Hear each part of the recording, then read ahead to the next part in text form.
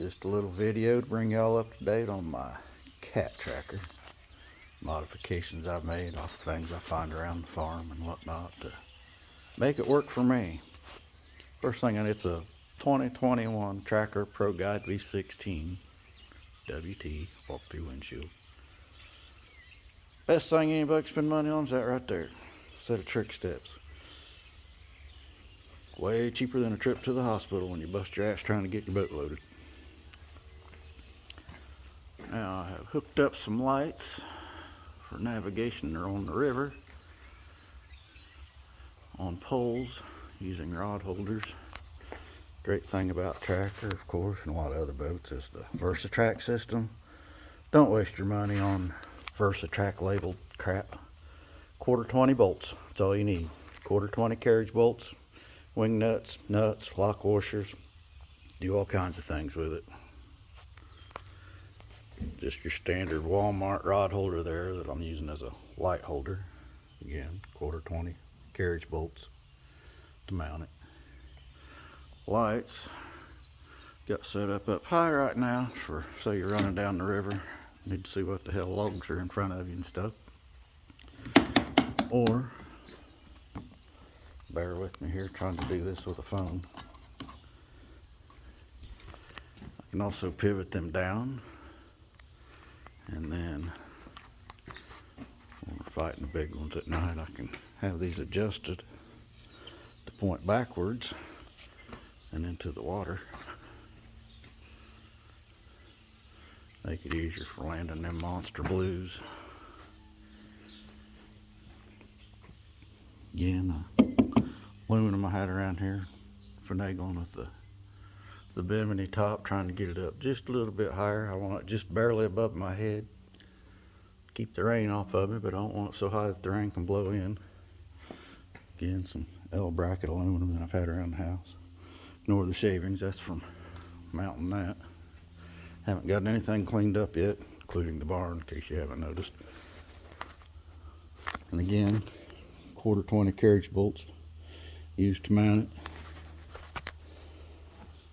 My rod rack I built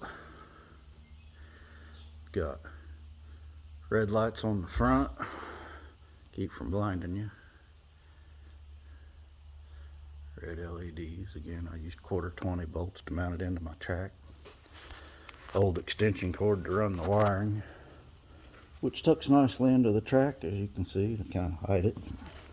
Bring it up, run it up into there, and my switches and stuff that I've set up. Monster rod holders, can't say enough about them. They're great. They're not going to bend, I guarantee you. I have UV lights on the back here.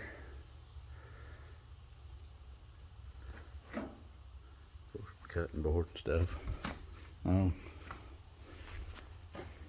Ignore the giant cooler here. That's just in case I want to do a little tournament fishing. I got something big enough to put a big fish in, along with the live welts in the boat. The PGs had a piece here that come out in the center and over, kind of a triangular shaped storage area, always in the way. Yank that out. Coming around here, I run Garmin 93 SVs on the helm, and I've got another transducer and a mount for it up front. I can move the head unit to the front if I'm fishing off the bow. And I took the old not so great Lowrance unit that come on the boat. I just mounted it here on the back in case I'm drifting or something and want to keep track of the depth.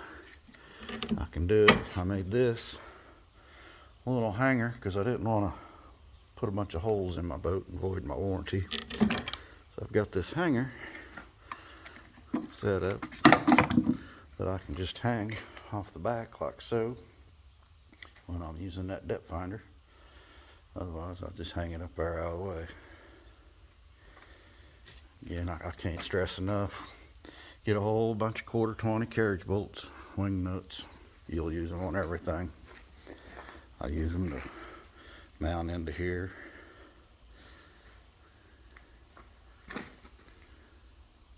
But just a quick walk around of what we got going on.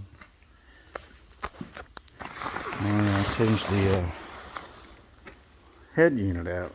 For a lot less than buying a new trolling motor, you can buy just the head unit for these power drives and turn it into a iPilot. Like, I don't know, $400 or $500, something like that for the conversion. And there's the other base for my Garmin unit. Transducer for it's mounted on the trolling motor. But there she is in all her dirty splendor right now. She needs a good cleaning, but that's my catfishing boat slash walleye boat slash everything boat.